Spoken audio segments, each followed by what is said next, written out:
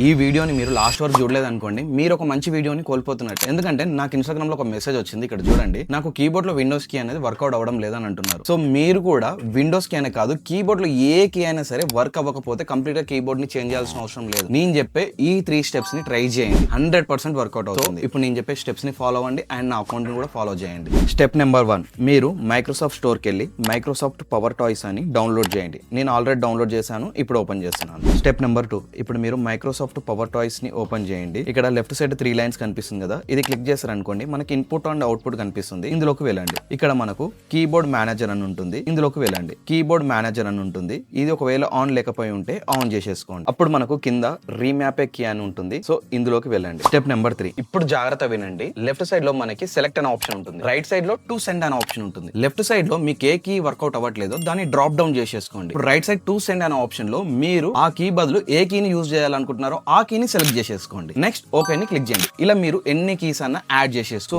ఈ స్టెప్ కాకుండా ఇంకో స్టెప్ కూడా ఉంది. సింపుల్ గా మీరు ఏం చేస్తారంటే, ఎక్కడైనా సరే విండోస్ కంట్రోల్ ఓ ని క్లిక్ చేశారు అనుకోండి, మనకు ఒక టచ్ కీబోర్డ్ అనేది ఓపెన్ అవుతుంది. సో ఇక్కడ నుంచి మీకు ఆ కీబోర్డ్ కీస్ అని ఉంటాయి, ఇక్కడ నుంచి మీరు దాన్ని డైరెక్ట్ గా యూజ్ చేయొచ్చు, బట్ మౌస్ తోనే యూజ్ చేయాలి, కీబోర్డ్ తోని కాదు. మైక్రోసాఫ్ట్ టాయ్స్ అనేది ఒక చిన్న అప్లికేషన్ కాదు, ఇది ఒక సముద్రం. ఇందులో చాలా ఆప్షన్స్ ఉంటాయి, దాన్ని ఎలా యూజ్ చేయాలనేది మీకు అప్కమింగ్ వీడియోస్ లో చెప్తాను. ఆ వీడియోస్ మీరు మిస్ అవ్వదు అనుకుంటే ఇప్పుడే నా పేజ్ ని ఫాలో చేయండి అండ్ సీ యూ టుమారో.